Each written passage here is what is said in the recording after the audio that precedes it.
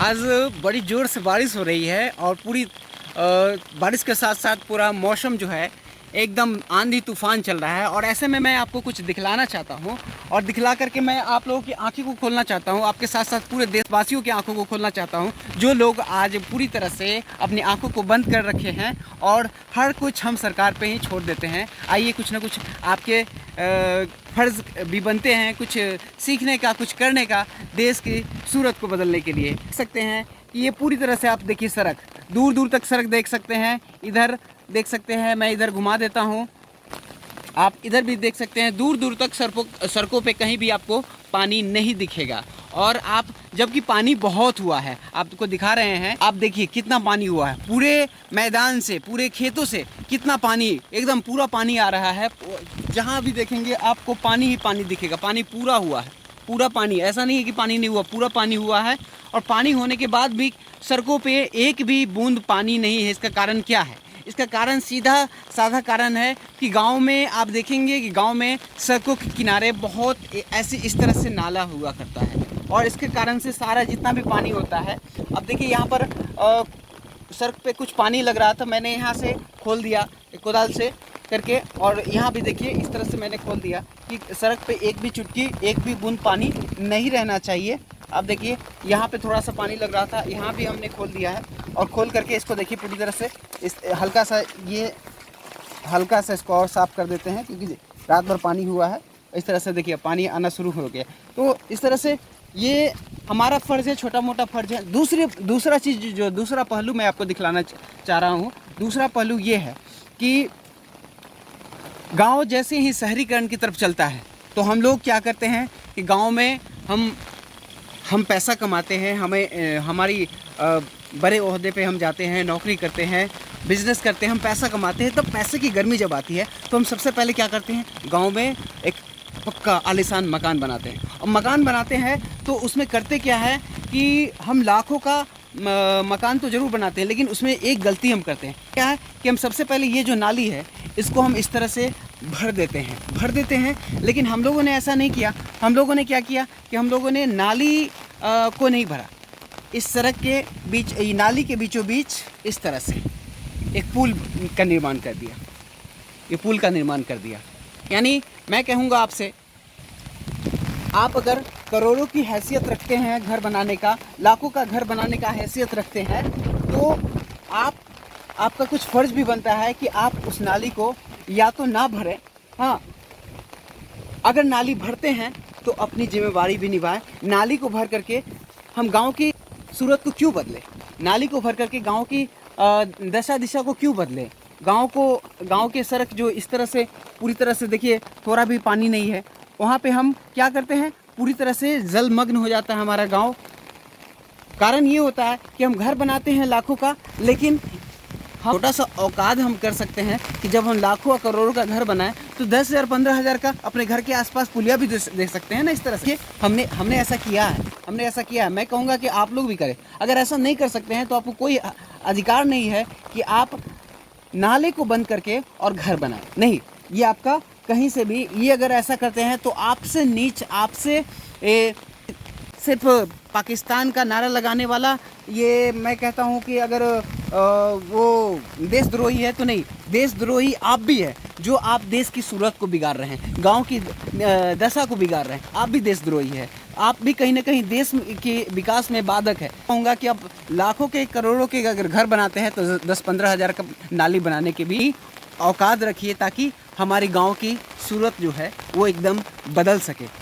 और ज़रूरत है, गांव, देश तभी सशक्त होगा, तभी आगे बढ़ेगा, और जब हम अपनी कुछ जिम्मेदारियों को निभा पाएंगे। अब देखिए इतना सुंदर रोड है, अगर इस पे पानी नहीं लगेगा तो इसका लाइफ भी बढ़ेगा, इसका लाइफ बहुत लंबा होगा।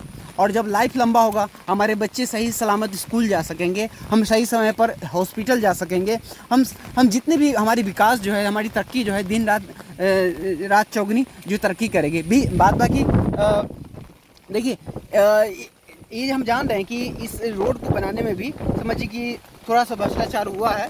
ये देखिए इतना जल्दी इसमें गड्ढा हो गया है, इसमें कहीं ना कहीं 2 नंबर का काम हुआ है। लेकिन उसमें भी अगर आप सड़कों पे पानी जमा होने का एक समझिए कि कारण बन रहे हैं, तो कहीं ना कहीं देश जो है जल्दी ही गर्त में जाएगा, देश की विकास जो है बहुत जल्दी रुक जाएगी। तो इसलिए ज़रूरी है कि हम सब, आप देखिए यहाँ पर हम लोगों ने इतना ही नहीं क्या किया है कि देखिए सड़क किनारे में देखिए पेड़ लगाने का काम, ये अपने से ही, कोई सरकार नहीं यहाँ पर आई है।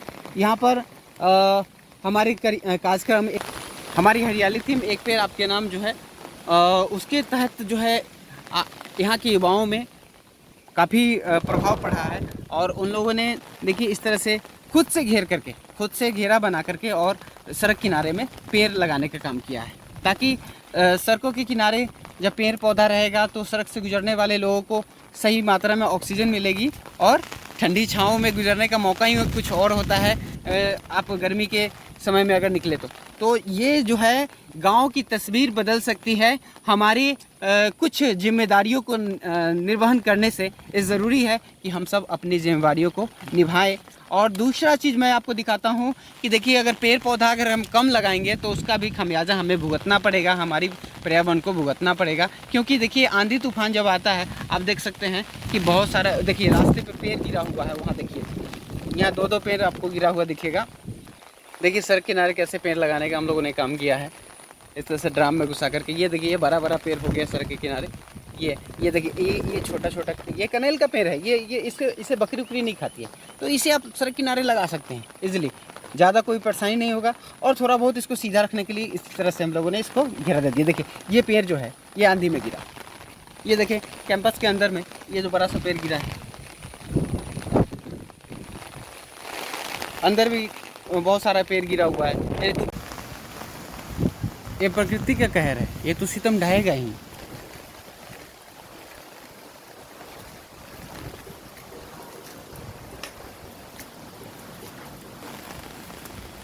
तूफान का मंजर ऐसा है कि इसमें बहुत सारा पेड़ जो है गिर जाता है, और वो तब गिरता है जब हम पेड़ लगाते हैं, घना पेड़ नहीं होता वहाँ पर, तो हवा जो है एक अकेला पेड़ को जो है जल्दी ही गिरा देता है। और ये देखिए यहाँ बड़ा सा पेड़ गिरा है यहाँ पर। तो ये तूफ़ान जो है, तूफ़ान जब भी आती है तो बहुत सारे पेड़ को अपने साथ ले जाती है, गिरा देती है। तो धीरे धीरे पेड़ की जो संख्या है तूफ़ान के कारण भी घटता है। आदमी तो हमेशा पेड़ काटते ही है।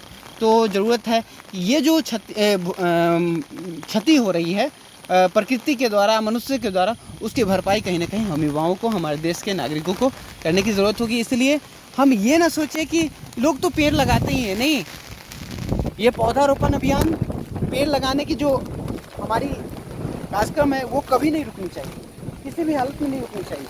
हम अधिक से अधिक बहुत सारा पेड़ लगाएं, इतना सारा पेड़ लगाएं कि लोग काटे तो उसको भी रोक सके। अगर जो चुपके से काट लेते हैं, जो आंधी तूफान में गिर जाता है, उसकी भरपाई। देखिए इधर कहीं पेड़ नहीं है, दूर दूर तक कहीं पेड़ नहीं, तो इधर भी इस तरह से इधर लगाने का किसकी जिम्मेवारी बनती है? लगाने की हम आपकी जिम्मेवारी बनती है। तो हम सब मिल करके इसको भी पूरा करेंगे। इस तरह से नया वीडियो मैं लेकर के आते रहूँगा। अभी मैं ये इतना सारा बारिश हो रहा है और इतना तेज़ी से चल रहा है कि मैं छाते को भी नहीं रोक पा रहा हूँ, तूफान बहुत ज़्यादा है।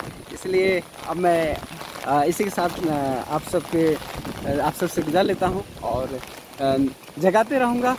और आप भी जगाते रहिए समाज को। इस वीडियो को हो सके तो शेयर कीजिए। इतना सारा इतनी मेहनत हमारी बेकार नहीं जाएगी। देखिए अभी सुबह का समय है और सुबह सुबह मैं घूम रहा हूँ और इस तरह से नज़ारे को अपने पूरे कैमरे में मैं रिकॉर्ड कर रहा हूँ, आप देख रहे हैं।